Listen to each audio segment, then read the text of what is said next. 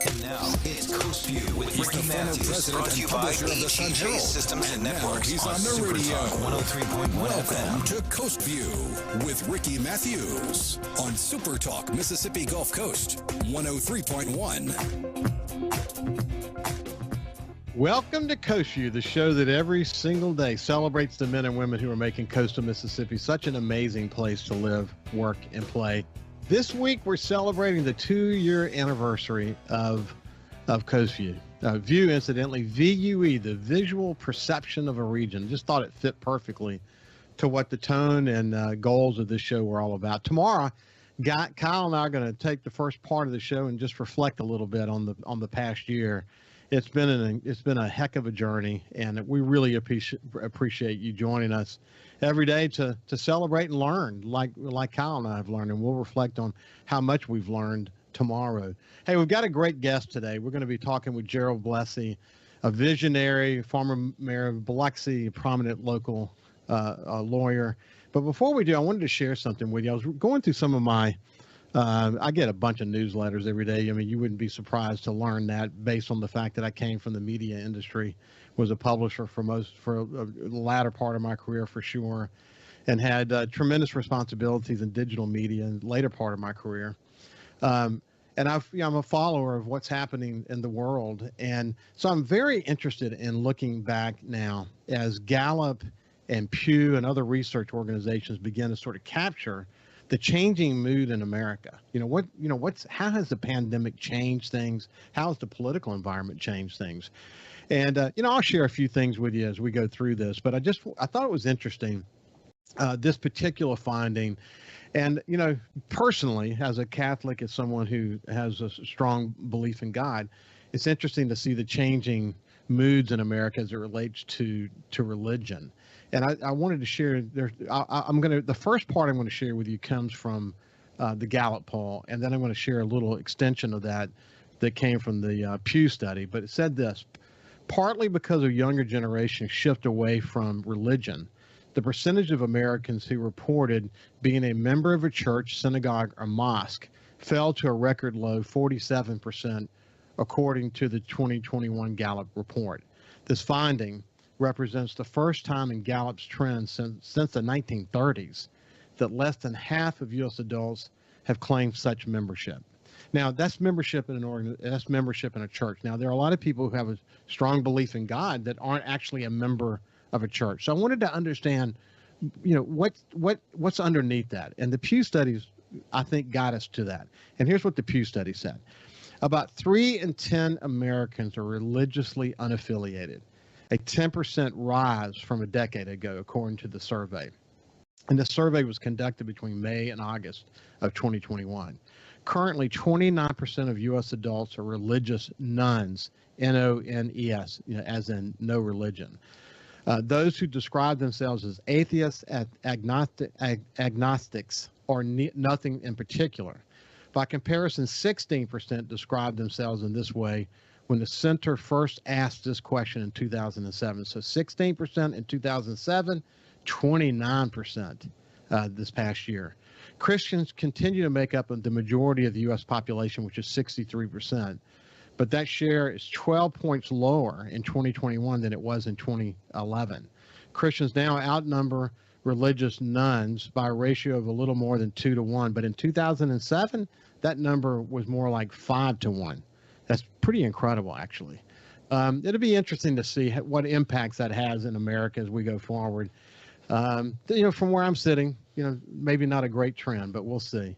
Another interesting point that I want to point out, too, from the Gallup study is this. At the same time, 36% of Americans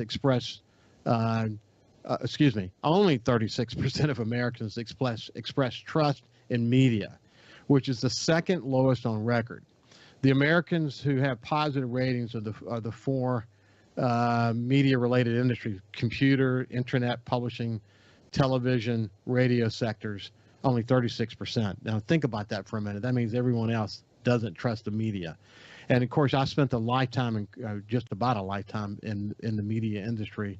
And so I'm not surprised by that finding based on what we're seeing with cable news these days, what's happened just generally. And then when you think about the rise in news and false news on social media and how that's being spread with advanced artificial intelligence, I'm not surprised that we're seeing that number fall dramatically. So anyway, let's shift gears and let's move over to my friend Gerald Blessey. We're going to cover a wide range of topics today. As I mentioned, he's a prominent coast attorney. He's a former mayor of Biloxi. I've often referred to him as a visionary because he is. He's extremely well read. Anyway, we're going to, and Bonet-Carre, by the way, is one of the major topics we'll talk a little bit about here shortly. But before we go any further, let me just welcome Gerald to CoastView. How you doing, my friend? Doing great, Ricky. Good to see you. Boy, you're not surprised by that number on the trust in media, are you? No, not really, although I think it reflects a decline in trust in many institutions based on the complexity of our modern life. There is a media, though, that apparently wasn't in the poll, and that is people media, which is historically and traditionally the most important source of all information. And so hopefully we'll all speak more to each other in friendly ways and try to share information that maybe we feel we aren't getting the whole picture from media. The other thing is trusting in the media kind of depends on definitions, doesn't it, Ricky? I mean, some media are more trustworthy than others based on our own belief system. So anyway, it's an interesting poll, and it is, I mean, you mentioned about the decline in affiliation with particular religious denominations, which is another indication of concern about trust in institutions, disappointments. On the other hand, I think this nation is still very spiritually grounded in Judeo-Christian Western civilization moral basis, but I think there's some disappointment about leaders and institutions really delivering on their promises. Yeah, and that cuts across so many, just a broad section of institutions. You know, I've had a growing concern, and we won't go into great detail about that today, but I just mentioned it a few minutes ago. I think when social media came about, and they had certain protections, that publishers don't have protections. We had to be responsible for the content we disseminated, and as you know, big tech has protections, so they don't have to be responsible, even though obviously their actions these days suggest that they are more responsible and they're trying to do their best. But the fact is, when you have advanced artificial intelligence deciding what our news feeds are, it's hard to sort through it. Whatever work that they do to try to, bolster a more truthful environment from a news distribution point of view is more anecdotal than anything. It's just, when you think about the billions of pieces of information that are being driven across social media every day, it's pretty amazing, really. And it will be interesting to see long term as more regulation comes to big tech.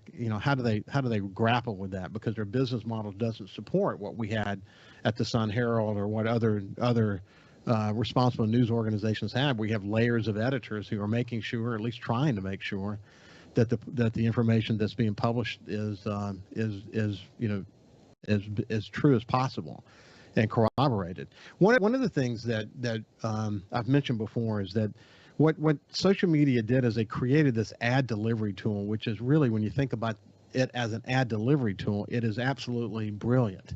And that is by gathering all these bits of data that we agreed to give them when we get on their social media sites. They are able to know a lot about us, where we go, what our likes and dislikes are, etc. And then they're able to send very, very micro-targeted ads directly to us. And that's really kind of brilliant. But along the way, they decided they'd use that same technology to decide what our news feeds are going to be. And what that means then, if we have a sort of a far right or far left thought about things, or maybe we're in a camp of people that are just believing in everything that's completely false, if we're in that area and that's what we're focused on and that's what our interests are, what the artificial intelligence does is it sends us more information like that. So what it makes it appear is that everyone in our news feeds agrees with us. that's really not a good place to be. That's not, from a democratic point of view, that's not a good place to be. From a society point of view, that's not a good place to be. I think they're going to have to wrestle with that. I do think that traditional media has their challenges, but when you add it, when you sort of press that up against big tech and what's happening in the social media realm these days, it kind of, the challenges of traditional media pales in comparison to what big tech has created for us in terms of this tiger by the tail that we're now holding. I think we're going to have to come to grips with it because it's having an unparalleled impact on democracy and societies around the world. I don't know if you read much about it or pay much attention to it, but do you have any growing concerns about that? Well, I think all reasonable people are paying a lot of attention to it. We've been here before, though, Ricky. In the founding of this nation, when the First Amendment was adopted, there were hundreds and hundreds of different partisan newspapers and pamphlets, and the magic of the Constitution and the Founding Fathers, the system set up was that out of that great broad spectrum of differences of opinions, if people in a civilized manner would talk to each other and say, well, here's what I saw in my newspaper, and they say what they saw in theirs. Just fast forward to today, that's the same thing on cable news. Subscribe Gerald, for free to the Coast View podcast on iTunes, Google Podcasts, Spotify, or wherever you get your podcasts. On the other side, see you after this break. Hey, guess what? Bob is back, now at 106.3, playing the 80s, 90s, and whatever. I get knocked down, but I get up again. Check us out, the new Bob 106.3. When it comes to the outdoors, we are one. We live in one of the best places in America to enjoy the great outdoors. So let's talk about it. Super Talk Outdoors with Ricky Mathews, Mondays starting at noon, here on Super Talk Mississippi. Presented by the Foundation Protecting Our Outdoors Heritage. Listen or watch the show anywhere you get Super Talk Mississippi.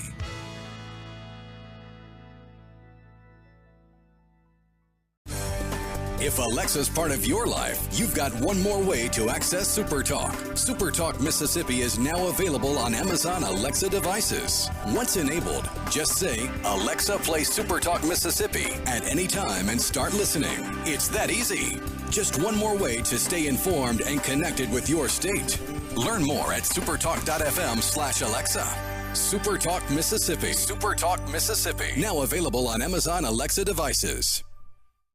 When COVID started, Gulf Coast Business Furniture and Supply began stocking hard-to-find PPE items. When Amazon and other mega internet companies were out of stock or inflating prices, Gulf Coast Business Furniture and Supply was providing local schools and businesses vital PPE supplies at fair prices. When your office needs PPE supplies, office furniture, or products to keep your business operating, consider Gulf Coast Business Furniture and Supply. We sell that too. Buy local.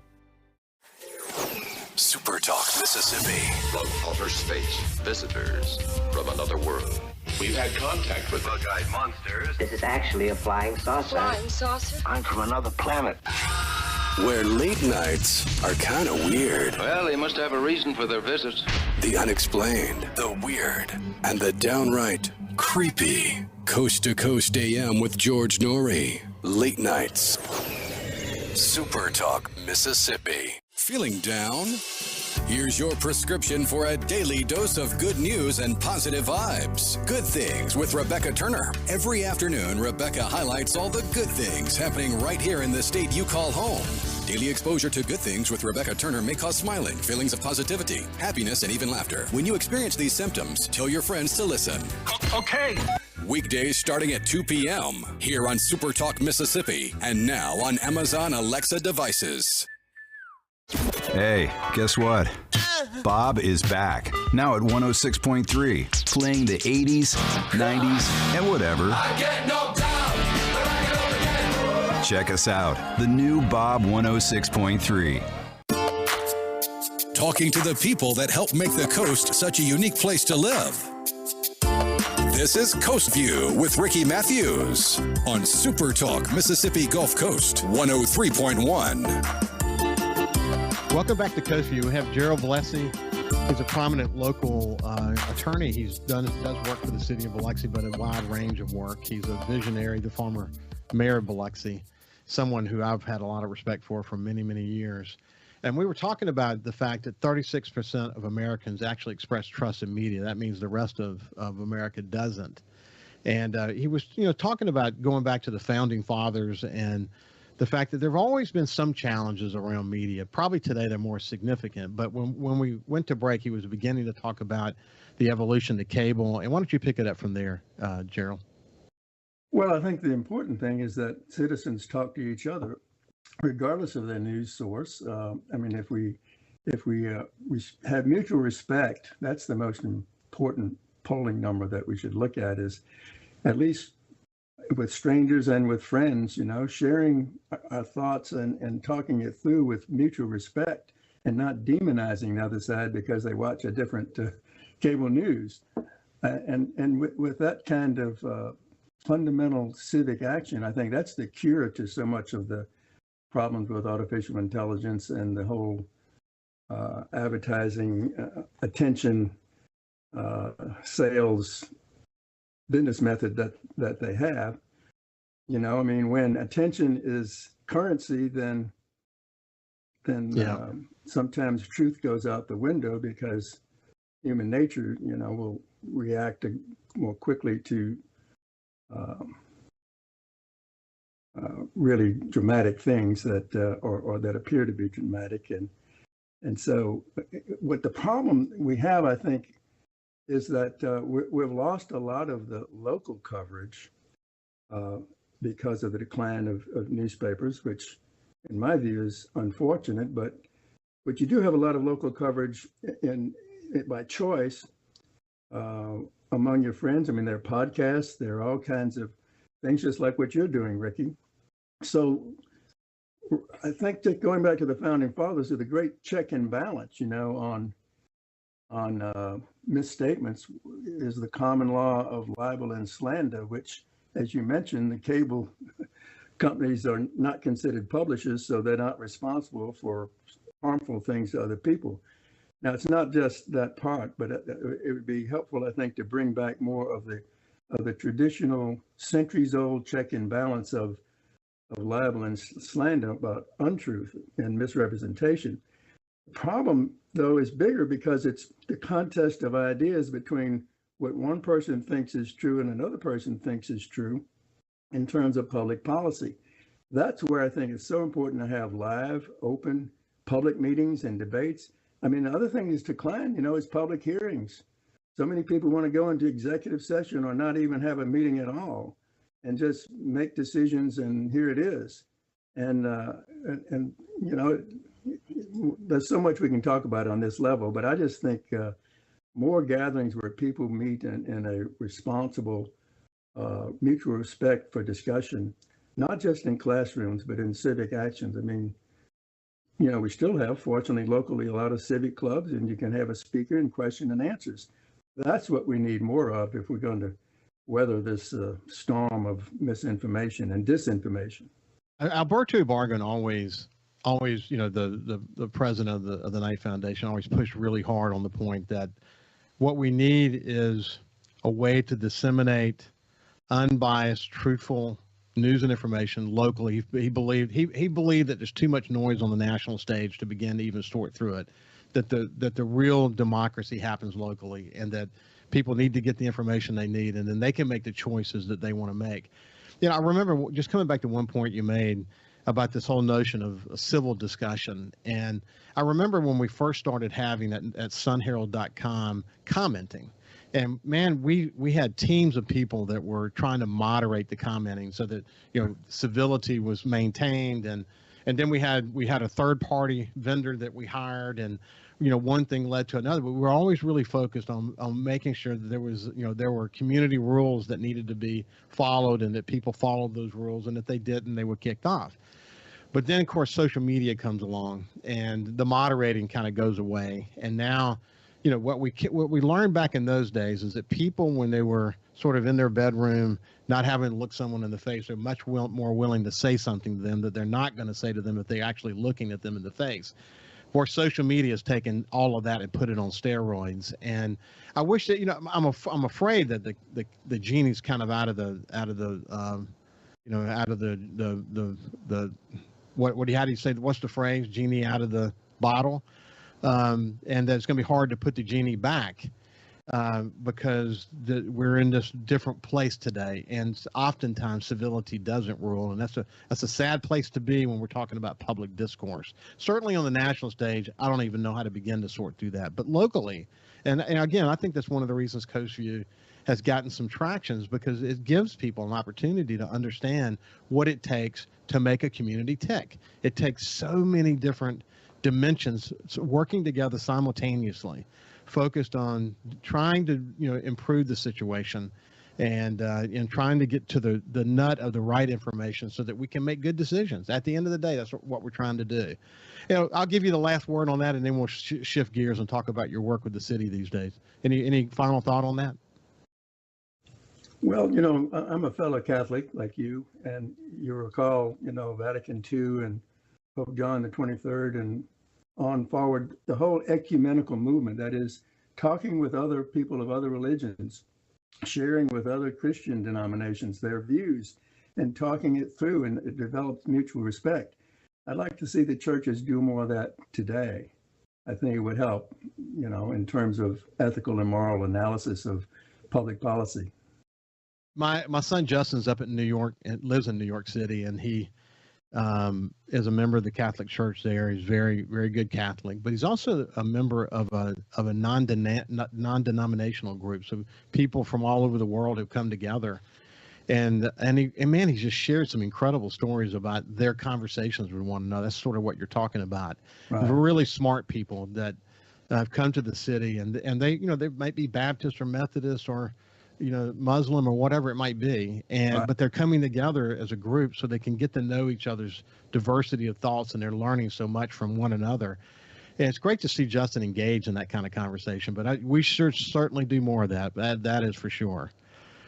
Okay, so let's shift gears. We'll come to the Bonet-Carre Spillway here shortly, but you've been engaged with the city of Biloxi. You've been working on a number of different projects there. Give us a sense of the work that you're doing these days. Well, right now, I'm pretty much concentrated on Tidelands litigation with the city. We're involved in 3 pieces of litigation right now with the Secretary of State, who continues to have a radical view of the law, trying to reverse the Tidelands law of 150 years, almost 200 years. But the courts, hopefully those will be in the Supreme, 2 of them in the Supreme Court in Mississippi now, and the 3rd one is in a trial that will resume in February. The other thing I've been doing for the city is really as special counsel to head up the Mississippi Sound Coalition. And that's to try to protect the Mississippi Sound from the kind of algae bloom that happened from the Bonet-Carre Spillway in 2019. And it is a huge, huge long-term challenge. Because that bloom occurred, Ricky, as you know, because of what was in the water. It wasn't just the fresh water that was changing the salinity that killed the oysters. It was the nitrates and phosphates that were coming from fertilizers and animal manure from pig farms and so forth, all up and down the Mississippi Basin, which is 31 states, and that's all coming down the Mississippi River. When there is a release, like at Bonet-Carre, it comes into Pontchartrain and on over. It went all the way to Mobile Bay and had this algae bloom because there's the nutrients for algae. It was food for algae. And of course, it became toxic. When there's no opening, it just keeps going down the mouth of Mississippi, and we have a dead zone out in the Gulf. And so my great fear at my age is leaving whatever I can do to try to turn that around, because without it, the Mississippi Sound will be dead in another generation or 2, and it's going to be hard to bring it back.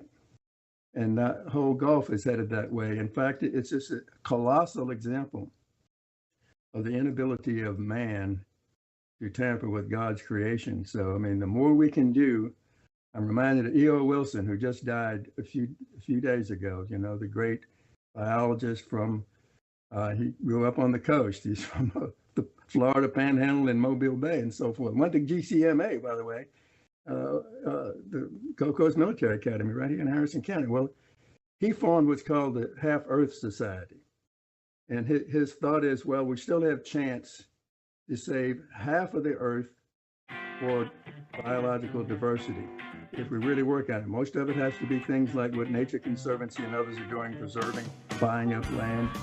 But we as a people need to understand that without that, we're really, this pandemic is an example of what happens when you ignore the ecosystems in which we live with wild animals. When we come back, we're going to continue the conversation as it relates to the Mississippi Sound and the efforts that Gerald Blessey's involved in. It's not just about the Bonet-Carre Spillway, although that was sort of the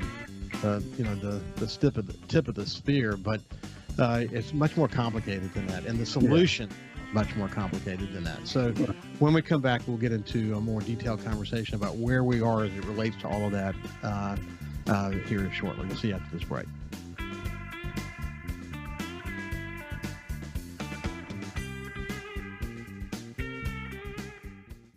When it comes to the outdoors, we are one. We live in one of the best places in America to enjoy the great outdoors. So let's talk about it. SuperTalk Outdoors with Ricky Mathews. Mondays starting at noon. Here on SuperTalk Mississippi. Presented by the Foundation Protecting Our Outdoors Heritage. Listen or watch the show anywhere you get SuperTalk Mississippi.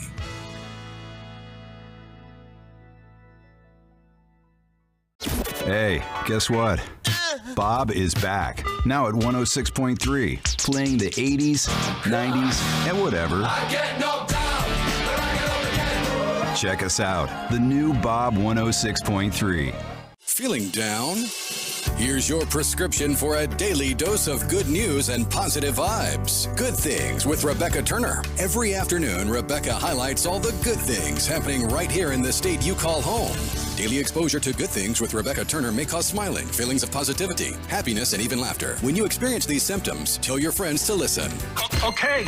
Weekdays starting at 2 p.m. here on SuperTalk Mississippi and now on Amazon Alexa devices.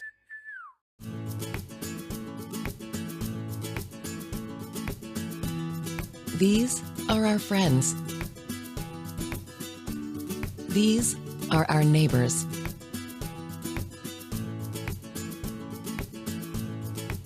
We all have the power to grow our local economy and energize our community. Shop small businesses and make a difference. Get the scoop on what happened in college football and what to expect in the NFL. Each Sunday on Sports Sunday with Michael Borky. Get the story behind the stats, 8 to 10 a.m. on SuperTalk Mississippi, supertalk.fm, and watch the show on supertalk.tv. SuperTalk Mississippi. We're more than just words. This is where the story of your state is told. Proud to cover the Magnolia State like nobody else. SuperTalk Mississippi. When COVID started, Gulf Coast Business Furniture and Supply began stocking very hard-to-find PPE items to make our community a safer place. When Amazon and other mega internet companies were out of stock or inflating prices, Gulf Coast Business Furniture and Supply was providing local schools and businesses vital PPE supplies at fair prices. They were even sending thousands of dollars of PPE supplies free to local schools in need with help from other local business leaders. The next time your office needs PPE supplies, office furniture, or products to keep your business operating, consider a local company that supports your ball teams, cheerleaders, and area homeless. Consider Gulf Coast Business Furniture and Supply, the local guys that keep your prices fair, your service and selection excellent, and your health our business. Gulf Coast Business Furniture and Supply. We sell that too. Buy local. Hey, I'm Steve Azar, and you never know who or what you'll hear when I spend a Mississippi Minute with my friends.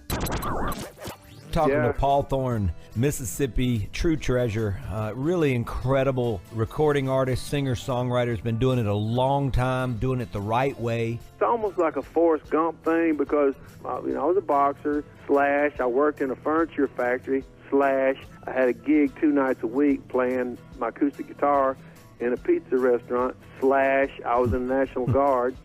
And, Wow. All this stuff was going on at the same time. Slash, I had a writing contract with Rick Hall and Fame. In a Mississippi Minute. Be sure to check out In a Mississippi Minute with me, Steve Azar, right here on SuperTalk Mississippi, the SuperTalk Mississippi app, and now available on iTunes, Google Play, and Stitcher. For something new and unique in talk radio, take a listen to The Ben Shapiro Show. Every day, we're driving the debate in America with the fastest moving, hardest hitting, most comprehensive, fact-based commentary on the radio. We don't hold back. We never shy away from telling you the truth. Our show is a meeting place of ideas. We have the most important guests and the biggest thinkers in America. Weeknights at 9 For something new and unique in talk radio, take a listen to The Ben Shapiro Show on SuperTalk Mississippi. SuperTalk Mississippi. Just seems to me people have so much invested in not telling the truth. When you want the truth. Simply because it might hurt some feelings. And nothing but the truth. Lose some subscribers. You want the Gallo Radio Show. I just think in this audience, you still believe that if you tell the truth, you come out ahead. The Gallo Radio Show. And if you tell yourself otherwise, you're lying to yourself. Mornings on SuperTalk Mississippi. Hey, guess what? Bob is back. Now at 106.3, playing the 80s, 90s, and whatever. Check us out. The new Bob 106.3. And now, it's Coast View with Ricky Mathews. Brought to you by AGJ Systems and Networks on SuperTalk 103.1 FM. Welcome back to Coast View. We've got my longtime friend, Gerald Blessey, someone who I respect as not only a visionary, but a quite accomplished lawyer and someone who has incredible passion for the Mississippi Sound. You know, when we talk about the Bonet-Carre Spillway, I mentioned it as sort of the tip of the spear because what happened in 2019 with 2 simultaneous openings, it created the algae bloom. But this is not a problem that just suddenly appeared. This is a problem that has been, simmering for quite some time. And I think that what happened in 2019 did create the coalition. It did create more energy around the legal maneuvers. It created more focus on the Corps of Engineers and who they're accountable to, et cetera, et cetera, et cetera. And now we're in this place where we got at least some focused energy around what the possible solutions might be that could help us protect the Mississippi Sound. But this, before we get into what some of those things are, it's hard to do in an environment where our leaders have so many conflicting objectives happening simultaneously. How do we get the focus on this the way we need to? Public education as much as possible, like this show and hopefully hundreds of others.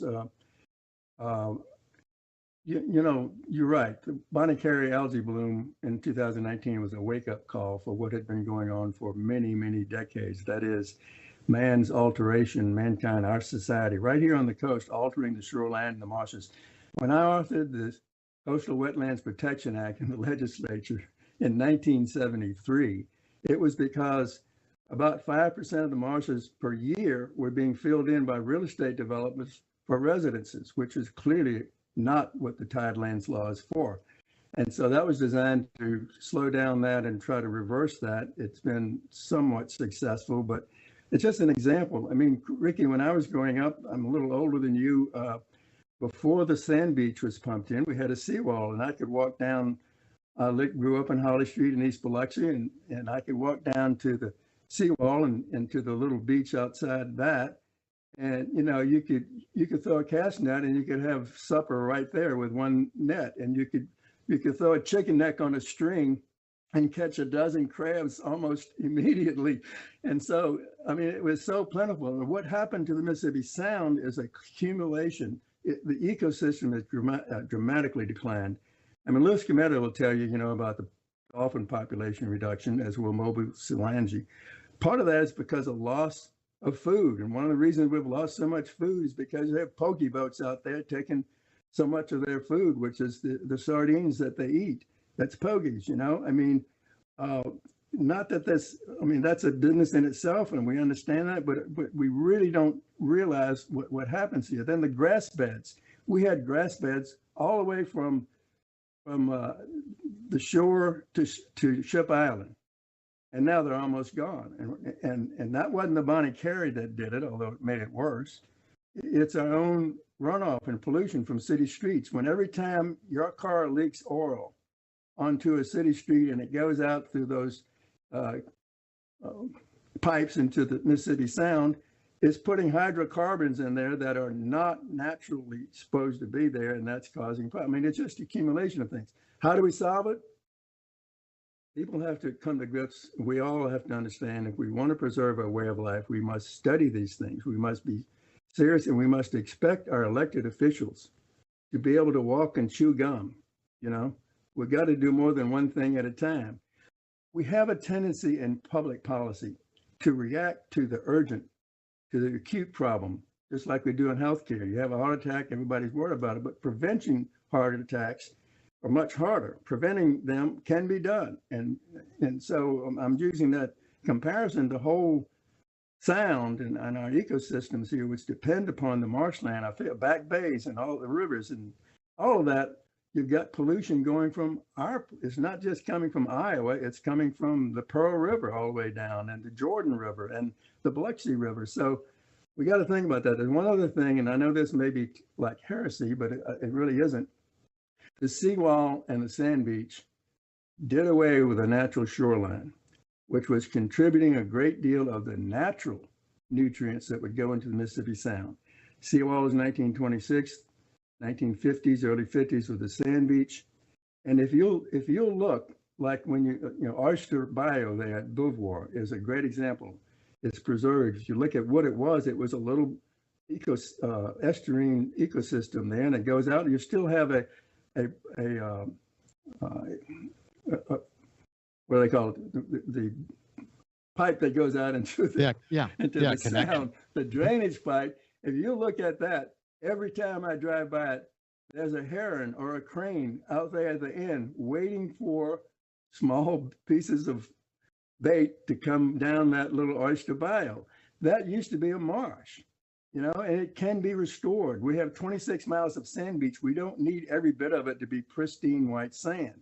Restoring those kinds of things step by step would be a wise thing. It would also encourage more ecotourism, not to mention fishing. Shore fishing is a lot of fun, and people still do it, but it's been declining. I'm speaking to a fisherman now, of course, sports fisherman. Yeah. Okay, I'll get off my soapbox. But I agree. I think coming back to the openings of the Bonet-Carre Spillway in 2019, the losses were more than $200 million just in seafood alone, and your numbers may be different than that, but it was very significant. And I recalled of a tourism, guy, by the way, tourism was hurt by the perception, if nothing else, and also big time closing the beaches. So when you multiply that with the fisheries tragedy, it's really closer to $500 million. But go ahead. Well, there's a powerful lubrication to change that comes from pain, and we were feeling a lot of pain. And as you pointed out, it's like we had the heart attack. We've gone to the emergency room. Their treatment of the situation at the moment was to shut the spillway.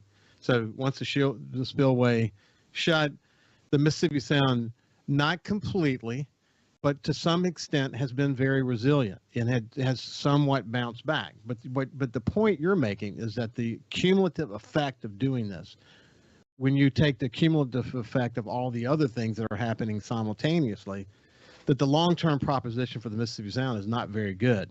And we better, if we don't get focused on it, that's why you talk about our way of life. Our way of life is centered around the Mississippi Sound, the semi-enclosed body of water that was never meant to have the entire contents of 31 states emptied into it over a prolonged period of time. That is not a good situation. By the way, Ricky, excuse me for interrupting, but before we get off this topic, there is another proposal we have that's the Mississippi Sound and Lake Pontchartrain Protection Act. Is a piece of legislation the federal government, our congressman, could adopt. We've asked him to. No one's introduced it yet. It would be for Louisiana, Mississippi, Alabama, Mobile Bay, as well as, and it's patterned after Grand Canyon Protection Act, which was done some 3 decades ago, maybe before then, when upstream on the Colorado River, people were putting stuff that was going to basically ruin the water flow all the way through the Grand Canyon. And so the point I'm making is that our congressional delegation needs to pay attention. It's not just local and state, it's not just the Mississippi River. And we have a congressional campaign going on right now, and I haven't seen any of our candidates in any party or any independent say that this is important enough for them to introduce a bill like that. We've written it. Robert Weigel, our lead counsel for the coalition, from great environmental lawyer from Ocean Springs, and I wrote it, and we'd like to see that tool picked up. What would it do? It would require, before any government really does dramatic changes to the Mississippi Sound, they have to at least study the alternatives. What's so wrong with that? And prove that you're not going to do more harm than good before you do it.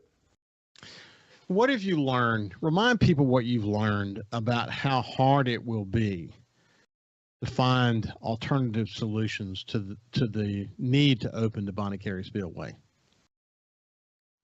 Well, of course, the Mississippi River and Tributaries project, which began after the 1927 Great Flood, is still going on, and they're still building and changing, and it is hugely complicated. I really don't have the expertise by myself, nor does anyone probably, to give a complete solution. What I do think is we've got a lot of smart people, a lot of people with good intentions in the Corps of Engineers and in all the universities and in you name it, all these institutions, but we need a format at the federal level, as they did in after the 1927 flood, to say, we're not going to pass this buck to the Corps of Engineers.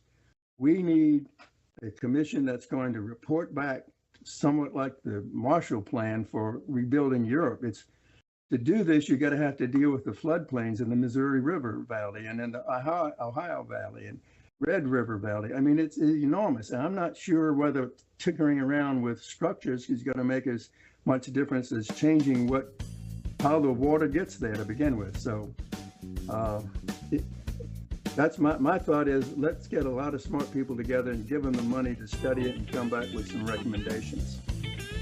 We're talking about the Mississippi Sound with Gerald Blessey, prominent local lawyer who's obviously got a huge passion for the subject. And who shouldn't have a huge passion for the subject when you consider the Mississippi Sound literally is our way of life here in coastal Mississippi. So when we come back, we'll talk about how he sort of views where the effort goes from here. We'll see after this break.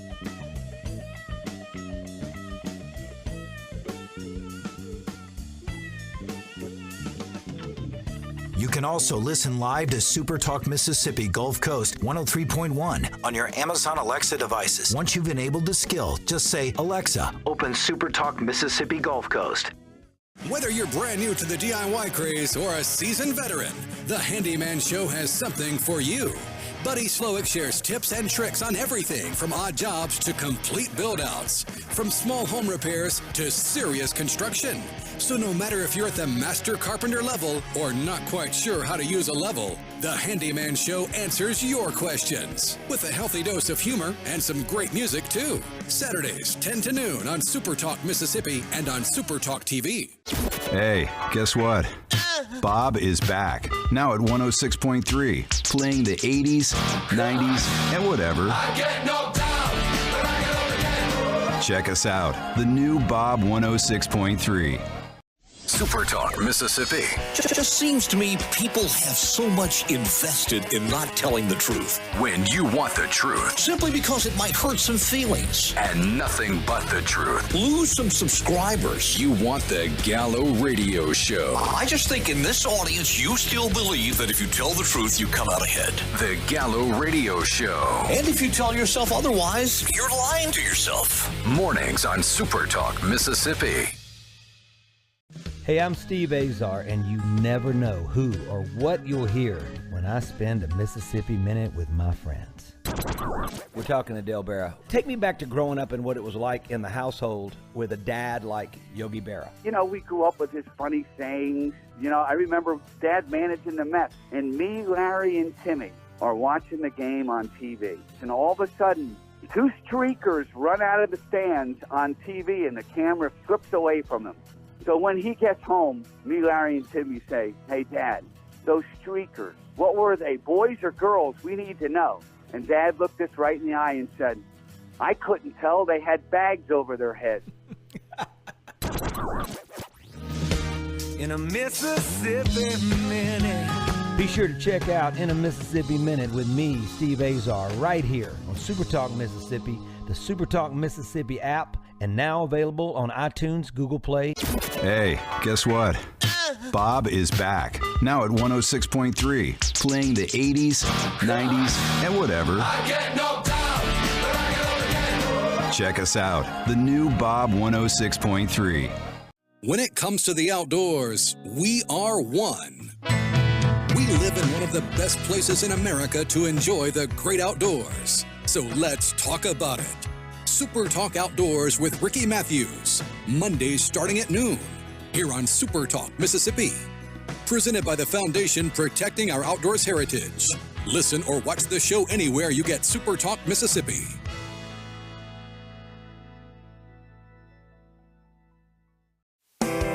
This is Coast View with Ricky Mathews on Super Talk Mississippi Gulf Coast 103.1. Welcome back to Coast View. I have Gerald Blessey, who is a local lawyer who's deeply, deeply engaged in conversations about the Mississippi Sound, about actions of the Corps of Engineers, the Bonet-Carre Spillway. In fact, during the break, Kyle brought up the Merganza Spillway. And let's remind people, the reason we have these spillways to begin with that are stationed along the Mississippi River are sort of, you know, when we had huge floods north, is to protect the city of New Orleans. And by the way, no one engaged in these conversations believes that New Orleans should be allowed to go underwater. The question is, what's the best approach that can also protect the Mississippi Sound?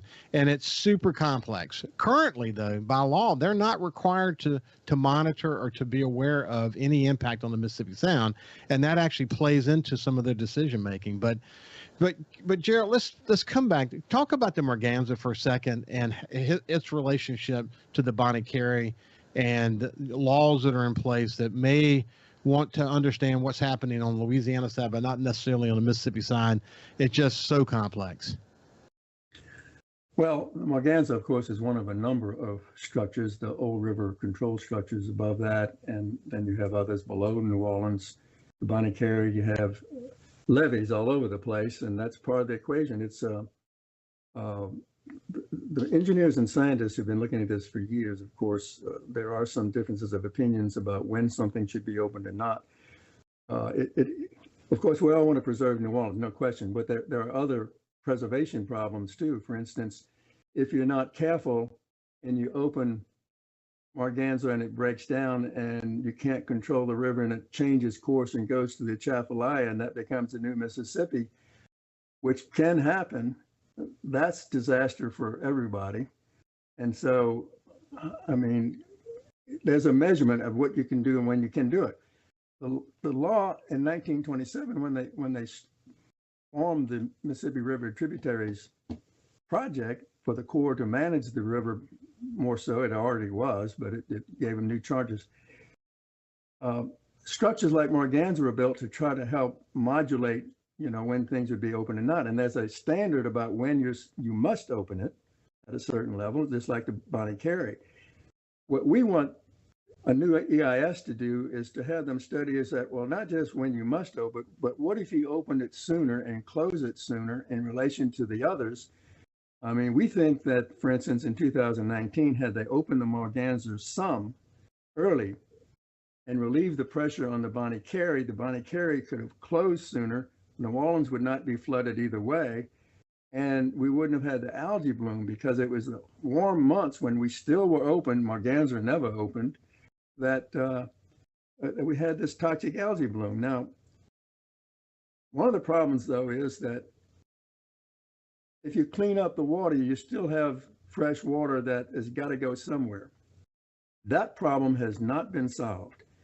And we're going to have the Morganza be part of the equation, but also the diversions below Morganza that they're planning at Mid-Breton Sound and Barataria Sound, also the old river structures above that and the structures above that, and the levee system. I mean, it's amazing, you know. If you dig the river deeper, you know, and have the water, more volume of water flowing, you got more water flowing faster downstream.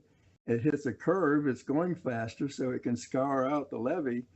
I mean, it is a complicated system. And I'm not an expert on it. I've read a lot about it, but there are a lot of people who have spent a lot of time studying, and we need to have them in a process that is not adversarial, not in lawsuits. We don't think lawsuits are the answer.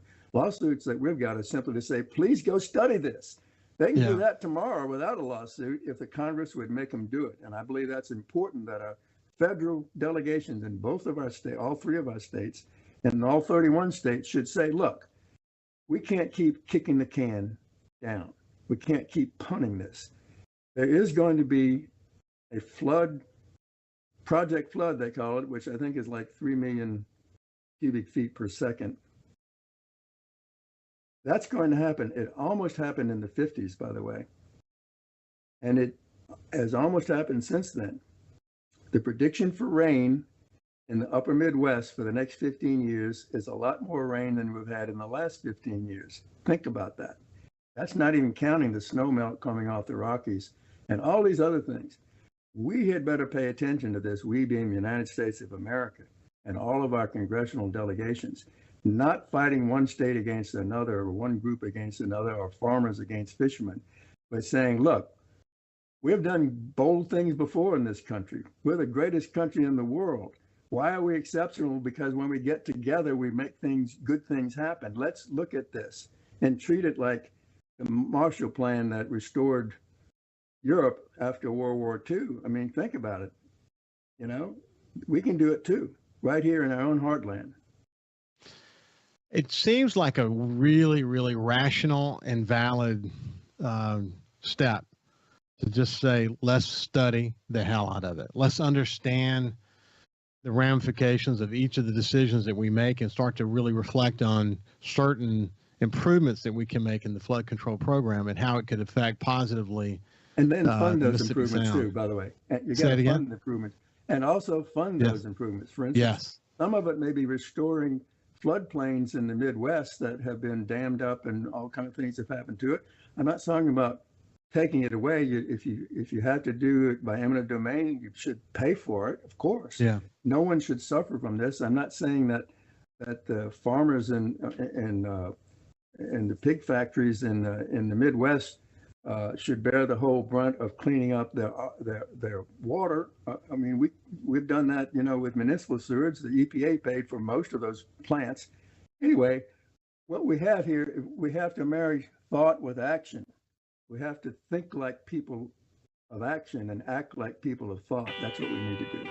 It flows downstream, and by the time it gets to the Mississippi Sound in situations when they have to open the Bonet-Carre Spillway, man, does it make a big impact. And we can't solve it alone. It's going to take literally a national effort to solve this problem.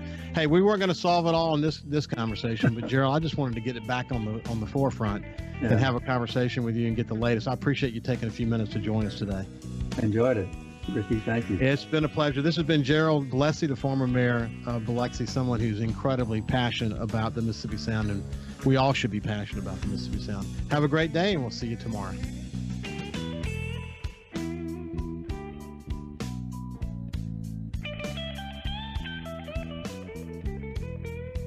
Follow SuperTalk Mississippi Gulf Coast 103.1 on Facebook. Facebook.com/SuperTalk MS Coast 103.1.